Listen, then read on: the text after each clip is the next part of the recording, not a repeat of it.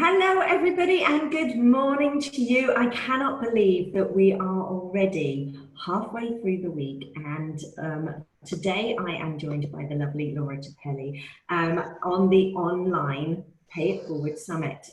Now, as many of you know, before I even started thinking about the summit, I sat down and worked out why people would want to listen to the phenomenal authors and why it was so important for me to get their message out there. And as you know, Women of Contribution is all about women coming together to collaborate and share their gifts with the world. But all too often, I was hearing from women who said they had nothing to share. Now, the Pay It Forward series, Notes to My Younger Self book, really showcases not only what can happen when 18 women come together with one mission in mind, and that is to impact on 1 billion lives worldwide, but also the simplicity of sharing your gift. And that gift can be something as simple as a story. Now, we have been really fortunate that all of the readers have been paying it forward, and our book has gone around the world in the last 60 days. And it not only impacts on the readers that are reading the story, but also the Global Fund for Women, which is our chosen charity. Now, my intention for you over this week is that you're inspired, you're empowered, and you fully understand the magic that can happen when women come together. And as I've been mentioning all week, on International Women's Day, March the 8th next year, we will be hosting our very first Women of Contribution conference, and it's called Destined for Bigger Things, because I and the authors believe that we are destined for bigger things. Now, quick kind of logistics. If we have any problems, please bear with us. There is about a 60-second delay, and please feel free to post any questions below because Laura would love to answer them. So, a massive welcome to each and every one of you. My name's Kezia Luckett, for those of you who don't know me, and I am the founder of the Women of Contribution movement and the creator of the Pay It Forward series. And I am also a positive psychology mindset coach. And my role really is to coach those legacy entrepreneurs like Laura and these other wonderful authors to release the emotional blocks that are prohibiting them from fully stepping into their power. Now, I am so excited to introduce Laura Tappelli. She is the founder of the Limitless program and the author of the chapter which is entitled It's Okay to Be Me. So welcome, Laura. Hi, it's so great to be here. Thanks for having me. It's so exciting. No, not at all, not at all. And it seems really strange because Laura also lives in Barcelona and obviously just a couple of miles away. So we're interviewing live. We're not normally used to speaking face to face, which is lovely. But let's get into your chapter. And for many people that have read your chapter, and I know loads of people have reached out to you since reading your chapter, you take us back, or the reader back, to a time where life wasn't as good as it is now. You were suffering with an eating disorder called bulimia. So can you just explain to people, maybe those that haven't read the book, what was going on at that time?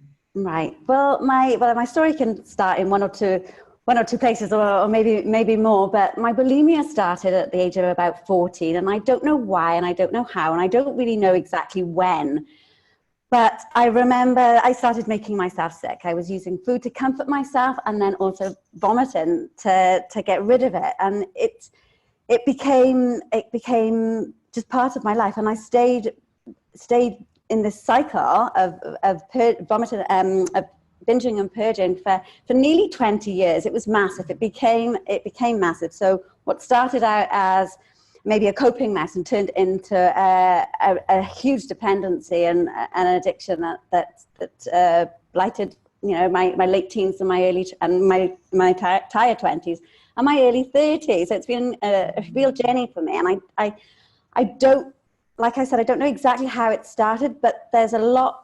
I'm a very sensitive person, and I think I had big emotions that I didn't know how to handle, and I started handling them in that way. And I go back to a time, I kept going back to a time when I was younger, and I was 8 years old, and this is what a pivotal moment I detail it in the book, where I had, there was an incident with my mother, and it was around the time of the Ethiopian famine, and I felt around that a lot of guilt and a lot of shame about food and about wanting more and asking for more food. I felt very, I mean, I don't know whether it did nothing. I don't think anything started there, but it was the first time that I really felt aware of myself and my needs and my shame about my needs and my shame about wants, and feeling guilty for being who I was. I felt, I started to feel terrible guilt that I was, you know, I had big thoughts for a little girl, like being in the privileged Western world and having so much abundance around me, and then still asking for more, and so people having nothing and feeling that why should I have so much and they have nothing, and all these feelings sort of felt very, very, very powerful. I'm gonna just making me choke up actually, because writing the story really, really helped with that. And it's a feeling that I've taken along my life with me about not being enough and not being worth it, and feeling very guilty about being myself. Oh, I didn't expect that. No, it's but it's been so yeah. So I've had these feelings. So from being a child, I probably always had these feelings, and I think we, as humans, we filter things. We filter what we need and what our soul needs for the journey, and what our ego puts into things to make, because we all have our journeys to lead. And I believe it was part of my journey. I was, you know, supposed to have this experience that has made me grow as a person and have lessons to learn. I think it was Oscar Wilde said something like, experience is the hardest teacher, because it gives you the test first and then the lesson later. Yeah. That's beautiful. And I really feel that. So yes, I feel that the emotions around guilt and shame and not being able to express myself really sort of it just took hold of me, and yeah, I got into a trap. And let's be honest, it was just, which is often the case, it was just simple words that came out of your mum's mouth in a period of her being in high stress. So, you know, she was reading and looking at pictures of the Ethiopian famine, and I remember it. I remember Live Aid and seeing my dad cry for the very first time when they showed pictures. And she was looking at that, and you just happened to come in and ask for more food of, you know, patty and bread, which, you know, let's be honest, as an 8-year-old is just like, wow, you know, I don't often get that. Yeah. And you walk in and you ask that simple question for more, but you follow it off with something that kids often say, and even I say, I'm starving, I'm hungry. And your mum came back with a series of words that didn't mean to cause harm in any way, shape, or form. She was just trying to deal with her increasing emotion at that time. And it's those words that kind of triggered something, I would imagine, in you that, you know, carried on throughout, like you say. Well, yes, and because it's my sensitivity, it's nothing to do, like, and a different child would have just like, oh God, mum's having an off day or whatever, and would have gone scuttled off and played with Lego or whatever. But I feel I did it to myself. Because I took the magazine and I went and sat with the magazine, and I went over and over looking at the pictures from the magazine. So they're gone with my mum's words. It wasn't about that. And even now myself, I use, oh my God, I'm starving. I still use it myself. It's not like something that triggers me now, or would even, it wasn't really the words itself. It's the way that I processed them, the way I interpreted them, and the way I went over and over and over. And I think probably I had feelings of guilt and shame already as a as part of my being, part of my character. And I think it was probably the first time that I became aware. I had a self-consciousness. So a self-consciousness around this. So I kind of felt that doing what I did and taking it behind the sofa and getting really in this pain of what was going on in the world in Ethiopia at the time, I feel that I sort of I took on maybe too much and became too self-conscious, and then anything to do with asking for more, and not just more food, but asking for my what I needed. You know, if I needed a hug, or if I needed to talk, or if I needed to anything, it just became, oh, don't like be a nuisance to anyone. Just, you have so much, and there's people with nothing. You know, this isn't important. And I feel that, you know, I don't want to make it the shouting into too much about that. I think the interpretation of what happened, which was not my own responsibility really, but necessary, I think, is what I did. I did with the words, and I did with that information, and then carried it. So rather than it being a trigger to start everything, I think it sort of blew up tendencies that were already there. Yeah. And so you ended up with this tendency, and I think that it affects women and men possibly. Yeah.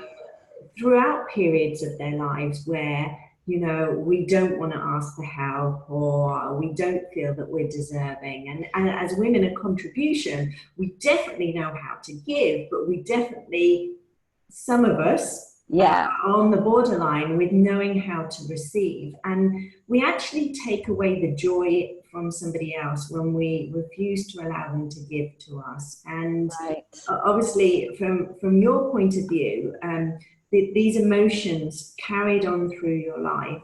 And I don't think I've ever asked you this, and I'm going to ask, and you might not know. It might That's not okay. Be Go for it. What come to mind is, what made you choose? And choose is quite a strong word. What made you choose bulimia, or you know, because there are so many different ways that we can self-harm ourselves. I don't know whether it was an active choice, but what caused that? I would say it wasn't an active choice. I can only speak for myself. I don't know why I don't think people choose. And I'm going to use the word addict in this sense, because speaking from my own experience, I please don't think this is a blanket term for all eating disorders or any self-harming problems, but I felt addicted to it. And I don't think people choose their addictions, I guess. Maybe I tried it. I really can't remember the first time. I really can't remember the exact first time, but it was in the sink of all places rather than the toilet. And it was, I don't know. I really don't know. I do not know why bulimia, because I started off restricting my food to begin with. So not that I had anorexia clinically. I was restricting my food a bit before that. I was probably about 12, 13, and I was restricting my food. I wanted to stay small. My body was changing. I was getting on okay at school at that point. But yeah, I didn't want to grow up. So I was restricting food. I was keeping small. And I think it got to a point where I was so starving that I just needed to eat so much. I needed to eat. And then I feel that I must have then felt guilty about that, and then got rid of the food, and then realized I could do, because I do remember the first few times, please, I don't mean to be too graphic, but I remember the first few times being really difficult to, you know, do that. I was like using it. Oh, sorry, ma'am, if you're watching. I was using a toothbrush to you know, induce it, because I was to get this up, and it was incredibly stressful for the first maybe couple of years to actually do it. So it's like, you know, it wasn't like a simple, an easy thing. It wasn't an easy thing. It was incredibly stressful. Something that I felt, in fact, and this is something that took me through the entire time. Every single time I did it was my last time. And that, do you know what I mean? I'm never doing this again. I'm never doing this again. And I would say that every single time. I think I must have done it thousands and thousands of times. And every single time was my last time. So I didn't intend to do it. To do it, yeah. Really. It would come, and it would come over me. And it did have varying forms. And without going too much into it, sometimes it would be simple meals that I would expel, and then other times it would be like binges, or where it was I would just eat out of control alone. But other times it would be meals, family meals, and I would slope away and things like that. It just had loads of varying ways and intensities. So the choice, I would say, it wasn't a choice, but what was a choice was, I feel, was I don't want to have any regrets, but 20 years is a long time with that kind of thing. And I wish that I had dealt with that earlier and not let it, control my life for so long. And that was a choice, I feel, that I could have got there sooner. Yeah. But interestingly enough, and we'll get to, dealing with it sooner, but you talk about, you don't really remember the first time, but you also said in the story, you don't really remember the last time. It kind of faded away. Yeah, it really, really did. I do not remember the last time. It was a progression over years. I would say my healing started around the age of 30, 31. And when I was healing, that's when I found Pilates and loved it straight away. The confidence, the focus, the calmness, the balance, the flexibility, both physically and emotionally, helped me on my journey. And then, of course, with the fabulous books from Hay House, Louise Hay and Wayne Dyer, and I was devouring these books, Marianne Williamson and the Course of Miracles, really set me on this way to healing. And I was onto it. I started to meditate. I was devouring these books, but I was still falling on and off the wagon. It was becoming less, and then I was seeking help, psychological help at that time, which was very helpful in ways, not in others. And then I met my husband, and we moved to Australia, and I was training to teach Pilates. I got pregnant. Having been pregnant and having my body having to change was a big healer for me. An acceptance. It wasn't about me anymore. I had a child in my stomach, in my uterus, and it was, I had to nourish myself, and I couldn't, although, it's still really hard wrangle with it. But yeah, so it was one thing after another like that. That's a slow process. So it was a kind of, like a fade away, really. And then it wasn't until, that I had my odd moments where I would, but certainly not the daily thing or even weekly or even monthly thing. It was just moments of madness. But then the Kundalini yoga, I was doing Kundalini yoga, and then I just don't even think about food in the same way anymore. It's not like, maybe before I had this kind of using tools and techniques to stop urges or, control in that way. But since I started Kundalini yoga, and this will be the same for everybody, this was just my experience, but I didn't have a food association, so I no longer had to use any tools to prevent a binge, because binging wasn't even coming in there.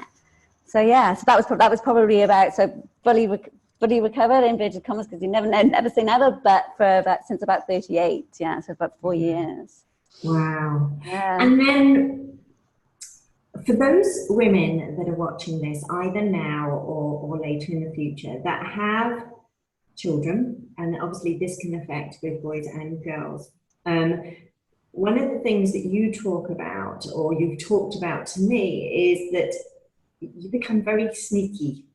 as bulimics, and I suppose you probably would with everything, you know, whether you're an alcoholic, whether, you know, all of those different addictions as you talk about.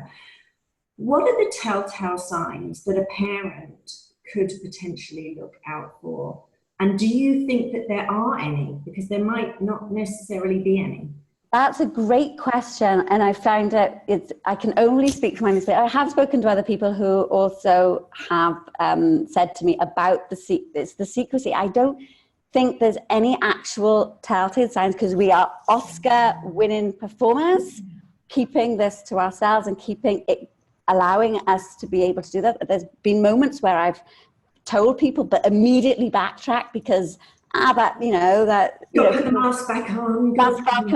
And you know, if people know about it, then I can't do it, and I need to do it because this is me. But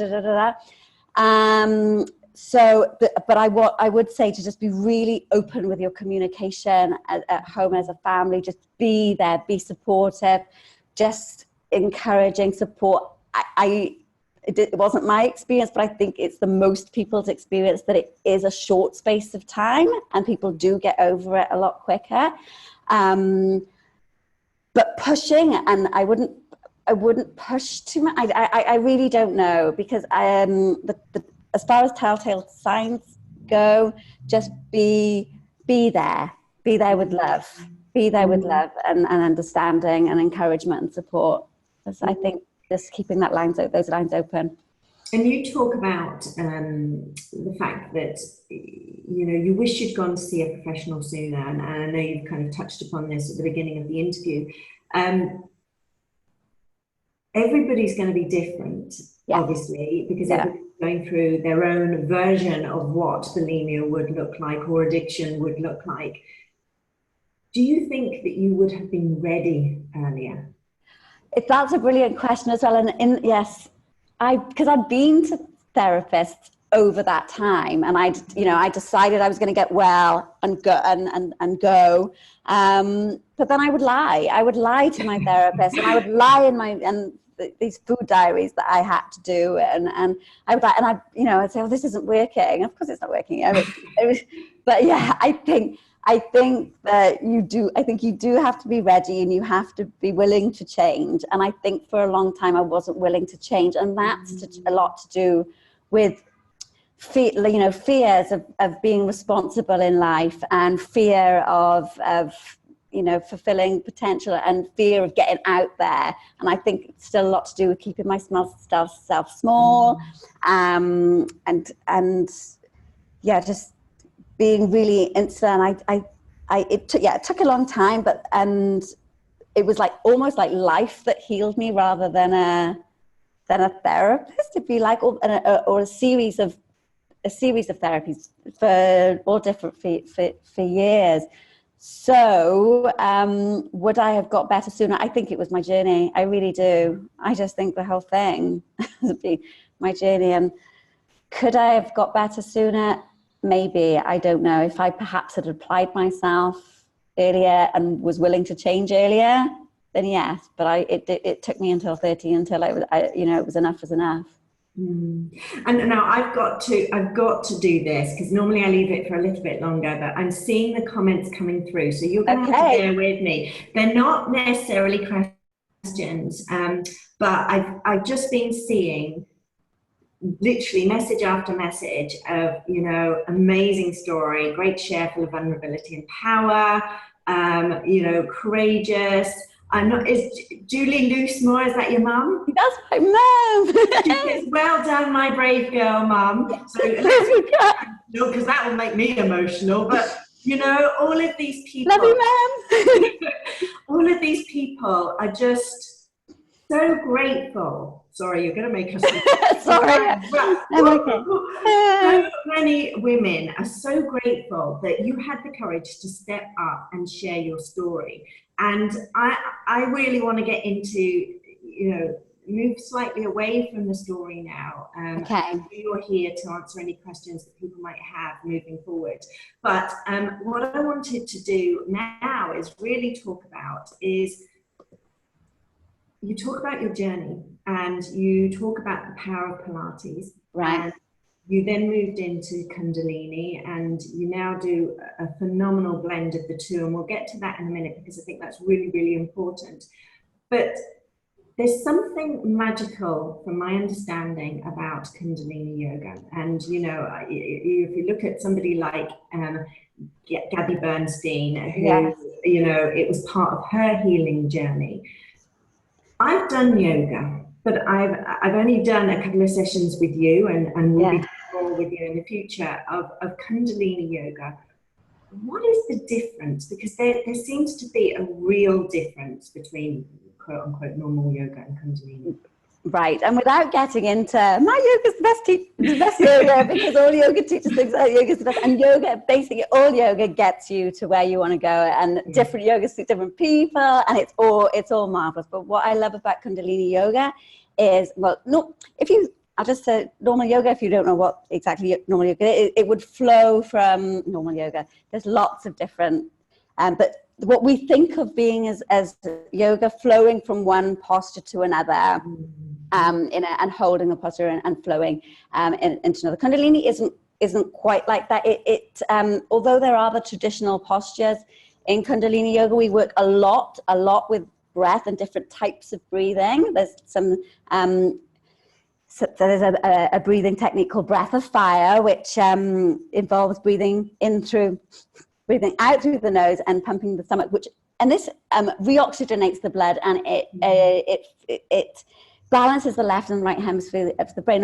And that's, the breathing is very important in Kundalini yoga, because it's almost like internal acupuncture.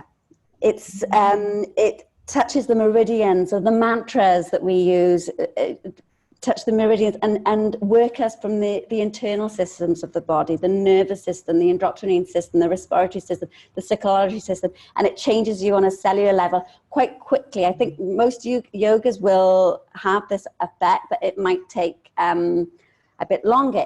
We don't flow from posture to posture. We do a posture with parts of breathing, and endurance isn't the word that I want to find here. Endurance in yoga doesn't sound, but it's like pushing through some resistances that you might have, and feeling, and it's the repetition of some movement, and passing through maybe a bit of resistance, a bit of boredom, a bit of discomfort, and mentally and physically, because the body usually can, and it's the mental blocks that we put, and pushing through this, it sort of it lifts you, it changes you, it changes stuff, and the magic is in the aftermath. And it's worked instead of the yoga is usually in already ancient sets that have been devised. So the kriya, as it's called, a sequence of postures and breathing together, is more than the sum of its parts.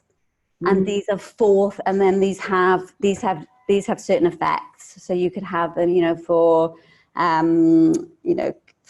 adjusting your nervous system, or for your kidneys, or for your opening your heart, for sexual energy, for premenstrual tension. There's all these kriyas are beautifully already already there for you to experience, and it changes you quite quickly. You can experience immediate effects, and it's amazing that not only, I suppose it wasn't really necessarily a choice again, but actually this was a journey that you went on, and the discovery of Pilates and Kundalini yoga helped you on that journey. And now your life mission is to help women to understand that they are limitless, and that they can achieve a lot using these ancient art forms. And it blows my mind that God, the universe, Allah, whatever you wish to call it, chose your healing route to be something that you would show women how strong a body can be. And that's what you do. You show women not only their external strength, but the internal strength as well. Well, that's it. It's a beautiful practice, and I loved Pilates from the beginning. It was really, really it really helped me healing, but then I missed a bit of the spiritual connection, which the Kundalini brought in, and the internal systems. And for me, well, women, isn't it the Dalai Lama saying that the Western women are going to save the world? Save the world. Well, if we need to save the world, then we need to be strong physically and emotionally, not just in business and in high powered places, but day to day in our homes. We've got so much on our plates these days. Modern pressures are just, well, we all have these modern busy lives. So here we have families and jobs and businesses and all these things going on for us. Then and our bodies are lasting a long time now. I mean, I'm 42 years old. I may not be halfway through my life, and that this body and this psyche and this has to last a long time. And I want to enjoy every moment of my life, and having a healthy spine and a strong abdominal core, keeping me stable and upright, and to face the world. Then I need it, and I need also to feel balance. We get overwhelmed, we get stressed, so we need to have a practice that brings us home, and just keeps us grounded, and it's all okay. It's all okay. And the thing that I absolutely love is listening to you talk, because you now know what your body needs. Right. And you don't have any qualms now about giving it to you. And you talk in your story about going on a journey to understand that you count and that you mattered. For any woman that might be going on that journey, and obviously every woman's journey is going to be different, what would you say to them to tell them that they matter and tell them that they count? You matter. You absolutely, every single woman, every single human being on the planet is perfect just the way they are, perfectly imperfect or imperfectly perfect, however you want to see it. We are just the way we are. We're enough. We don't have to do any more or be any more. We just have to be so really super accepting, super kind to ourselves, and know that it's okay to be you, and just be kind to yourself, and know that you're enough. You're always enough. There's nothing more you have to do. Just be. I mean, that's absolutely beautiful. And what I would say right now is, if anybody's got any questions they want Nora to ask, please post them below. But it's interesting, isn't it? Because we're born into this world still remembering where we've come from, still remembering this shining light that's within each and every one of us. And as we go through life experiences, people, words, all sorts, tend to knock us off our access. And then we kind of reach this midlife period where we then embark on this journey of fully understanding who we are, and the fact that we have always been enough. Yeah, exactly.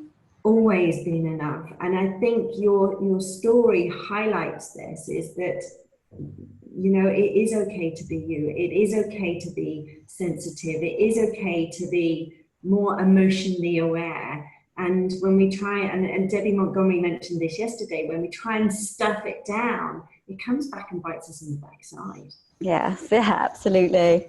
No, it does.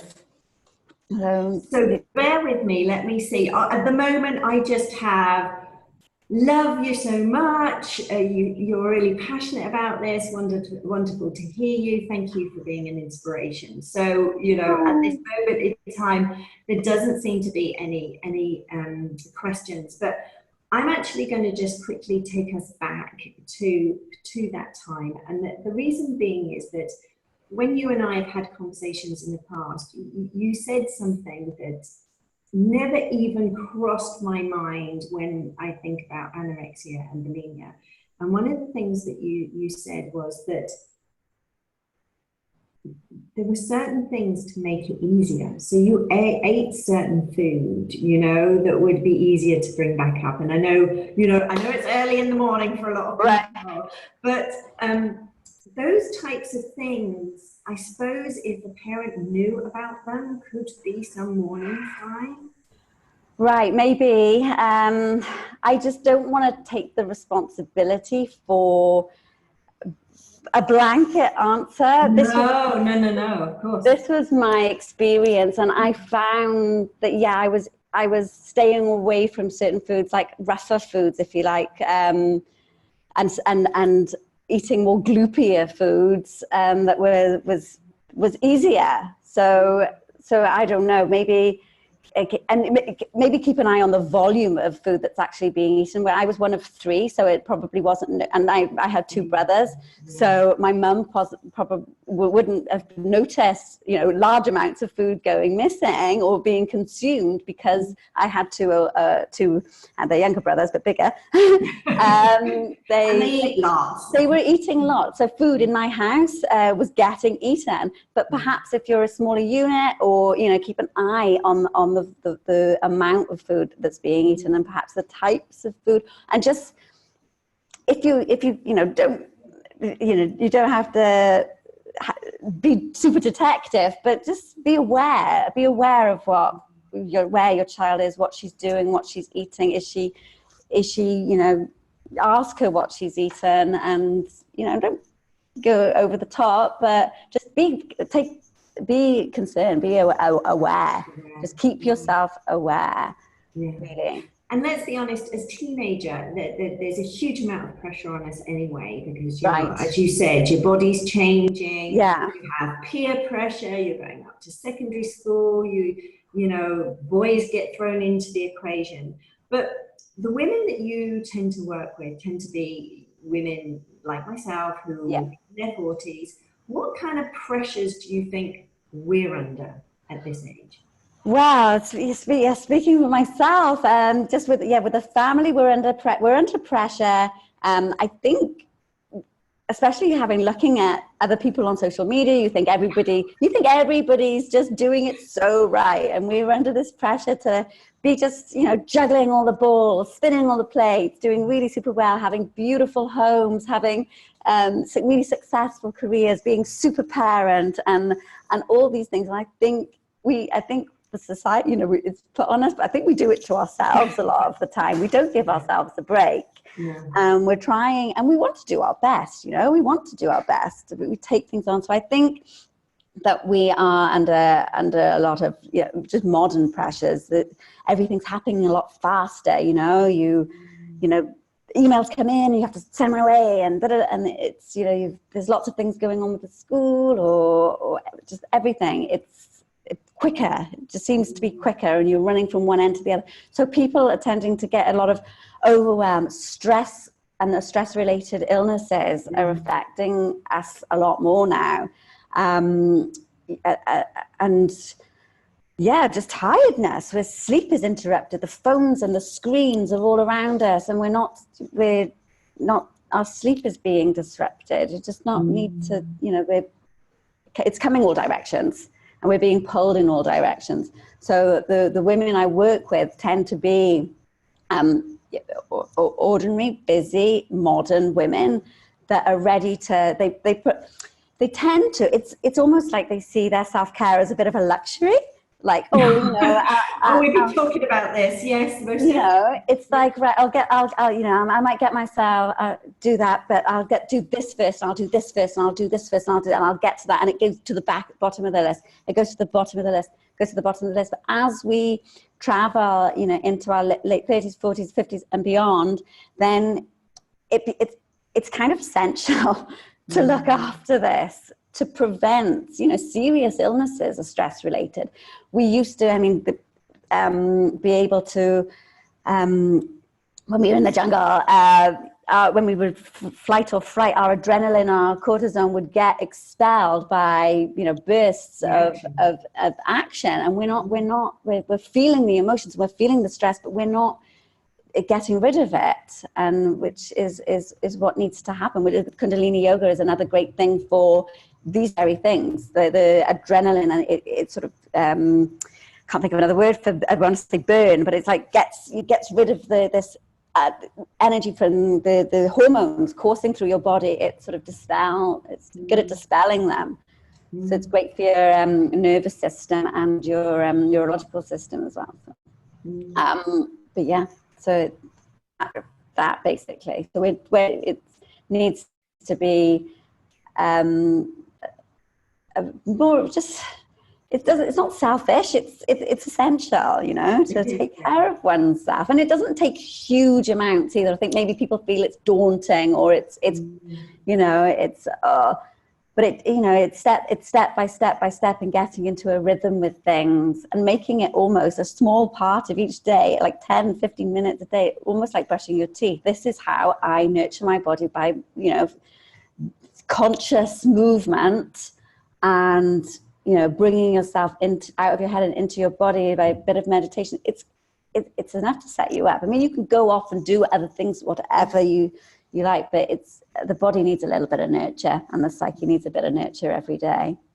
I heard a lady called Teresa the other day call it self-full rather than selfish. Ah, nice. That sums it up completely. But I do have a question here. So Nikki asked, do you think we ever heal from these forms of self-harm, or is it something we just learn to manage rather than it managing us? That's a great question. And when I would have said in the past, and even when I was writing the book, I think I even say I don't think we ever recover from these things. And I have heard other people in recovery. In fact, alcoholics are always in recovery. I don't think you can, on the 12-step program, I don't think you can say you're recovered. It's always a process of recovery. And I feel that I am recovered from that. However, it's not lost on me as well that I am in a career that keeps me in shape and keeps me, you know, physically fit. And, you know, I do watch what I eat, and I am still a bit self-conscious. So I've kind of maybe moved the neurosis slightly, but in a much more healthier way, if you like. So I think I would say, because I don't worry or manage my food or my habits or my control like I used to. So I would go as far to say, in my experience, that it no longer controls me. I would say that. But as far as are we ever fully recovered for, I mean, I do not know that if something big happens for me in the future that I wouldn't go right back there. I cannot say that for sure. So I don't think we can ever say never, but I certainly feel it's possible that it can be just so far away from you that it doesn't affect you anymore, and it doesn't control you. So I'm not controlling like I used to, and making allowances here and moving this there, and I've done this, so I can't do that, with regards to food and things like that, which I used to be very sort of payoff and all this sort of thing. But yeah, so I think you can. I think it's possible, but I wouldn't like to say or for everybody. And it's interesting, isn't it? I suppose we move. We start to control other aspects of our lives, and we find coping mechanisms that become coping mechanisms and actually become part of our everyday life. And if they're healthy, you know, habits and coping mechanisms, great. You know, I know for a fact that you probably would not start, you know, go a day, or maybe you might go 2 days without doing some form of yoga because you need it. I do need it. I recently went on holiday. I went on an amazing holiday, and I was also in the UK. And I did go for a little while without doing something every day, and I did feel it. I didn't feel it so much in my body, but I felt it in my anxiety levels. And I realized that oh gosh, yes, you know, I do really need this. I need to, and it was once I started getting back into the meditations and checking in with myself, back into a routine with it. Then I felt that that even out again. But I mean, I think we have to remember as well that anxiety and overwhelm, it's not something that you work to get rid of. We're always going to have anxiety and overwhelm. It's just riding, surfing the wave, and then going with it and accepting it and bringing it back and just being, not trying too hard to get rid of these normal emotions. Sadness, anger, resentment, jealousy, they come in, they're lessons, they're signs, and reading them and always coming home is what it's about, really. I love that, always coming home. Now, I've got one more comment, and then I want you to tell everybody about your free gift. So there is a wonderful comment from Bella Bear, who said, "Good morning, ladies. I'm so sorry, Laura, that you've been through these illnesses, but you're so strong to have beaten this, and you're now helping and supporting so many people to get through this and become stronger and more balanced people. And thank you for contributing to Kazia's book." So, thank you. You are changing lives. And we talked about this just before we came on, and I don't want to go into it too much detail, but just by being us, right, we're enough. Just by being us, we're enough. Yeah. I mean, Kiala Settle's song, "This Is Me." Yeah. This is us. We're enough. Being natural you is enough. That's it. And I don't want to hide it or pretend it didn't happen and be ashamed of it. I just want, hopefully my experience won't be in vain and other people can take something from it, or if, they share, it doesn't have to be about bulimia or eating disorder, but share whatever's going on for them, because we've all got something going on. We've all got a story. And it doesn't make us less than, it makes us who we are. Yeah. Exactly. So yeah, that's it. Thank you. Well, so just remind everybody what your free gift is. So my free gift is a short sample. I think it's about 20 minutes. It's not quite a whole class, but it's a bit more than a day. It's more of a daily practice. Of my blended Pilates and Kundalini yoga class. So it starts off with it's quite simple conscious movements, getting you into your body. And then it takes you through to a meditation, a 3-minute meditation towards the end. So it's just a capsule class that will get you going, get you on your day, get you feeling vibrant, reducing anxiety, and get you feeling it. So it's for you. Thank you. And for any person that has any questions for Laura that obviously wasn't answered, please post it below, and Laura will be dipping in and out throughout the week and happy to answer any questions. So thank you, Laura. Thank you. So honestly and so vulnerably and so courageously, because I know your story has touched so many lives. So thank you so much. Thank you, Kaz. That's brilliant. Thank you. Thanks, everybody. Now we have Ruth Driscoll, who's going to be joining us in the next session. She's known as the Life Liberator. So we look forward to seeing you a bit later. Take care, everybody. Bye-bye. Okay, bye. Bye.